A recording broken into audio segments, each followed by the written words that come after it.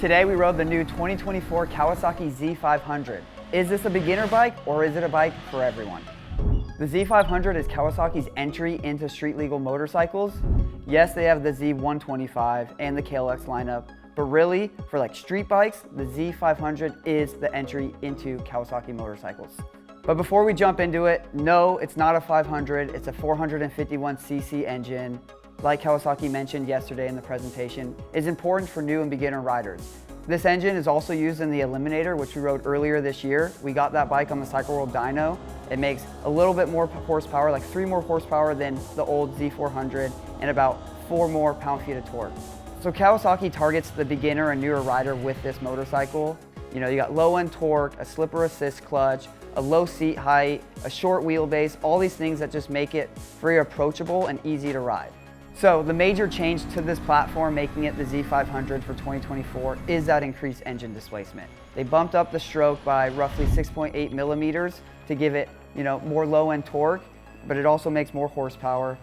So we started the day riding out of San Diego, and so easy to just lug around town. Third gear, just short shifting, moving your way through traffic, one stoplight to the next. You got the slipper clutch. Just an easy motorcycle to ride through towns, suburbia, city streets. And then you get on the freeway, and I was pretty impressed with like the passing power, getting up to speed, getting on the freeway or passing a car. The power is really good and torquey off the bottom.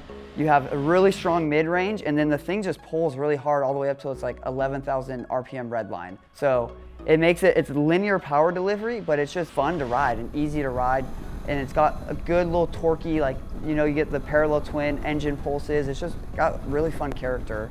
Chassis is pretty much the same as the predecessor. So you're gonna have a 41 millimeter inverted fork, non-adjustable. You have a shock in the back with preload adjustment. You got a 310 millimeter front disc with a dual piston caliper. Then we got out on the back roads, and that's, for me, is where the bike really shined. Like this thing, you can really go into a corner hard, get on the front brake super aggressive. The fork stays up in the stroke. You don't have all this fork dive. The front end just feels really planted. And then the thing just is super agile and just nimble, and it's just a really capable chassis. And then you have the strong mid-range and a large RPM range to work with. So connecting one corner to the next, beneficial for a new and beginner rider, but really something an experienced rider will appreciate. You got big styling improvements for both models, the base model and the SE model. You do get a new LCD display on the base models. The SE model is just gonna have accessories as well as a full color TFT display. That's the real big thing about the SE model. Yeah, the other accessory parts are cool. You get red rims and a red steel trellis frame on the SE model. All the accessories will fit on the base model, but really what I think makes it worth that additional $700 or so is that TFT display. And whether it's an entry-level bike or a flagship motorcycle, in this day and age, I think everyone wants a nice display. And the claimed wet weight for the SE model is right around 370 pounds. Again, these are just all these attributes that make it a motorcycle that everyone will appreciate.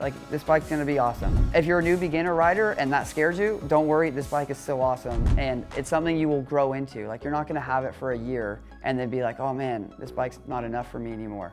It's a bike, once you buy it, you'll probably keep it forever.